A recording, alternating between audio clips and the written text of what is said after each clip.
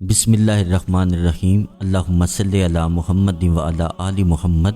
السلام علیکم ورحمۃ اللہ وبرکاتہ۔ ایک سوال ہر دل میں بار بار آتا ہے، کون سا درود شریف پڑھا جائے جس سے مجھے زیادہ فیض ملے؟ کبھی دل کہتا ہے کہ یہ درود پڑھوں، کبھی دوسرے کا انتخاب ہو جاتا ہے۔ پھر انسان سوچتا ہے کہ آخر اللہ اور اس کے محبوب صلی اللہ علیہ وآلہ وسلم کے قریب کرنے والا کون سا درود ہے؟ یاد رکھیے، اصل راز کسی ایک مخصوص درود میں نہیں بلکہ اخلاص، محبت اور لگن میں ہے۔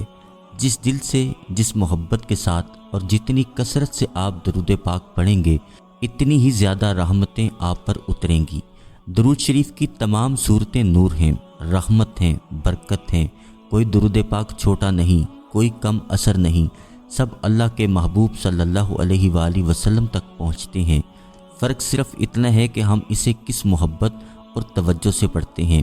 اگر آپ یہ سوچ کر درود پڑھیں کہ میں اللہ کے حبیب صلی اللہ علیہ وآلہ وسلم پر درود بھیج رہا ہوں، تو یہ درود آسمان کے دروازے کھول دیتا ہے۔ اگر آپ دل کی گہرائی سے پڑھیں تو یہ درود پاک گناہوں کو دھو دیتا ہے۔ اگر آپ اخلاص کے ساتھ پڑھیں تو یہ درود پاک دعاؤں کو قبول کروا دیتا ہے۔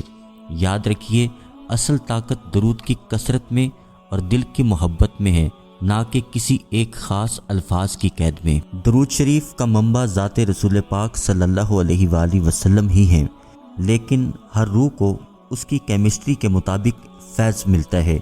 جس طرح انسانی مزاج ہوتے ہیں، اسی طرح روحانی مزاج ہوتے ہیں۔ اسی طرح روحانی کیمسٹری کے مطابق ہر بندے کو فیض مختلف ملتا ہے۔ کسی کو درود خضری سے فیض ملتا ہے، کسی کو درود قرب مصطفیٰ صلی اللہ علیہ وآلہ وسلم سے فیض ملتا ہے، کسی کو درود ابراہیمی سے فیض ملتا ہے۔ اب سوال یہ ہے کہ کیسے پتہ چلے کہ کون سا درود میری طبیعت، میری روحانی کیمسٹری کے مطابق ہو؟ اس کا آسان اور سادہ سا حل یہ ہے، اگر آپ کسی اللہ والے کے ہاتھ پر بیعت ہوتے ہیں تو وہ جو درود پاک کا صیغہ آپ کو عطا کریں وہ آپ کے لیے بہترین ہے۔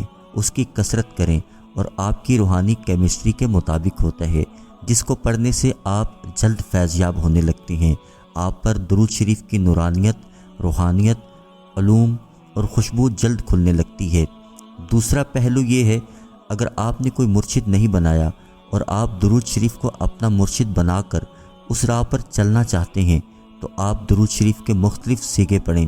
ایک تسبیح درود ابراہیمی کی پڑھیں، ایک تسبیح درود خضری کی پڑھیں، ایک تسبیح درود قرب مصطفیٰ صلی اللہ علیہ وآلہ وسلم کی پڑھیں، ایک تسبیح درود رحمت کی پڑھیں۔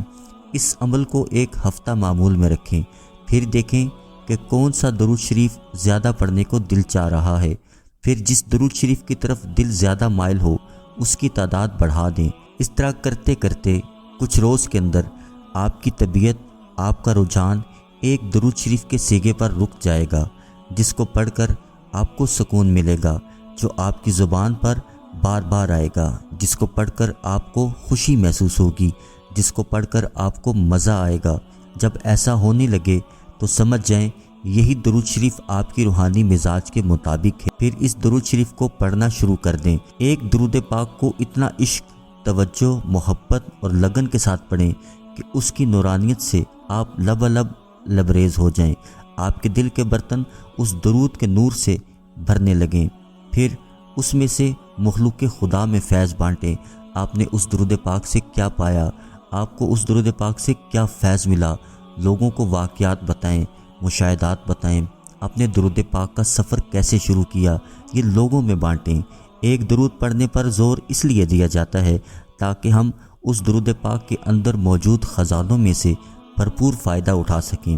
اگر فضائل کو سن کر شوق میں آ کر ہم نے مختلف صیغوں کو پڑھنا شروع کر دیا تو ہم کبھی بھی مستقل مزاجی سے درود پاک کے راستے پر چل نہیں سکتے۔ ایک صیغہ ہوگا تو ہمیں سمجھ آ رہی ہوگی کہ میں نے کتنا پڑھ لیا، کتنی تعداد میں پڑھا، کتنی برکتیں سمیٹیں اور کس قدر سفر میں نے طے کر لیا ہے۔ ایک ہی درود پر ٹھہرے رہنا، ایک ہی درود کا ورد کرنا حکمت سے بھرپور طریقہ ہے اور یہ انتہائی سادہ بھی ہے۔ جب بھی آپ سے کوئی پوچھے کون سا درود پڑھیں تو ان سے کہیں، ہر درود فیض ہے، ہر درود نور ہے، ہر درود برکت ہے۔ اصل راز یہ ہے کہ آپ دل سے پڑھیں، کثرت سے پڑھیں، محبت کے ساتھ پڑھیں۔ کبھی تھوڑا پڑھ لیں، کبھی زیادہ پڑھ لیں لیکن مستقل پڑھتے رہیں، کیونکہ درود ہی وہ عمل ہے جو انسان کو زمین سے اٹھا کر آسمان کی بلندی تک لے جاتا ہے۔ اللہ ہمیں اپنے محبوب صلی اللہ علیہ وآلہ وسلم پر ہر لمحہ درود بھیجنے کی توفیق عطا فرمائے اور اس ذکر کی برکت سے ہماری دنیا اور آخرت دونوں کو سنوار دے۔ اللہ کریم آپ کو، مجھے، ہم سب کو درود پاک بادب پڑھنے والا، پڑھوانے والا بنا دے۔ اس ویڈیو کو صدقہ جاریہ سمجھ کے شیئر کیجیے گا۔ انشاءاللہ اگلی ویڈیو میں پھر حاضر ہوں گے، جب تک کے لیے اللہ حافظ۔